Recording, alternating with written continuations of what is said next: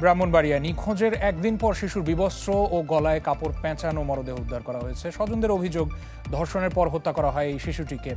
এদিকে দিনাজপুরে ধর্ষণের শিকার হয়ে পরে বিষপানে মারা গেছে আরেকটি শিশু। অন্যদিকে পঞ্চগড়ে গৃহবধূকে সংঘবদ্ধভাবে ধর্ষণের অভিযোগ পেয়েছি আমরা। হেসে খেলে সারা বাড়ি মাতিয়ে রাখত যে, সে এখন নিথর দেহে বাড়ির আঙিনায়। ব্রাহ্মণবাড়িয়ার সরাইলে শনিবার দুপুরে বাড়ি থেকে খেলতে বের হয় ৯ বছরের শিশুটি। এরপর থেকেই নিখোঁজ। একদিন পর এলাকার মসজিদের দোতলা থেকে উদ্ধার হয় তার বিবস্ত্র মরদেহ।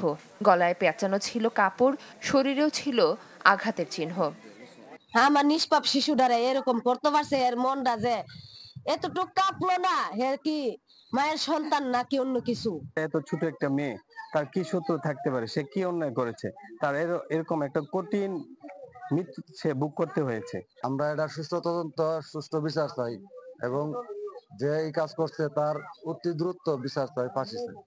এই ঘটনায় জিজ্ঞাসাবাদের জন্য দুজনকে হেফাজতে নিয়েছে পুলিশ। এটা যেহেতু একটা আমাদের কাছে প্রাথমিকভাবে মনে হচ্ছে খুব জঘন্যতম একটা অপরাধ সংঘটিত হয়েছে, ওইটার ক্ষেত্রে তো আমরা আমাদের আটমোস্ট সেবা প্রদান করবো এবং প্রকৃত বিচার পাওয়ার সম্পূর্ণরূপে প্রয়াস আমাদের থাকবে। এদিকে পঞ্চগড়ে সন্তানকে জিম্মি করে দলবদ্ধ ধর্ষণ করা হয়েছে গৃহবধূকে। এই ঘটনায় 4 জনের নাম উল্লেখ করে থানায় অভিযোগ দায়ের করেন ভুক্তভোগী। ভিকটিমের ডাক্তারি পরীক্ষা সম্পন্ন করা হয়েছে, আসামিদের বিজ্ঞ আদালতে সোপর্দ করা হয়েছে এবং 7 দিনে পুলিশ রিমান্ডের আবেদন করা হয়েছে। আরও বিস্তারিত তথ্য সংগ্রহের জন্য আমরা মামলার কার্যক্রম তদন্ত অব্যাহত আছে। দিনাজপুরে স্কুল ছাত্রীকে ধর্ষণের অভিযোগ মিলেছে প্রতিবেশী মুসলিম উদ্দিনের বিরুদ্ধে। জানাজানি হলে বিষপান করে ওই শিক্ষার্থী।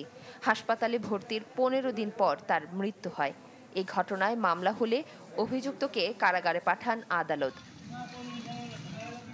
মাফতুহা মিলি, চ্যানেল 24।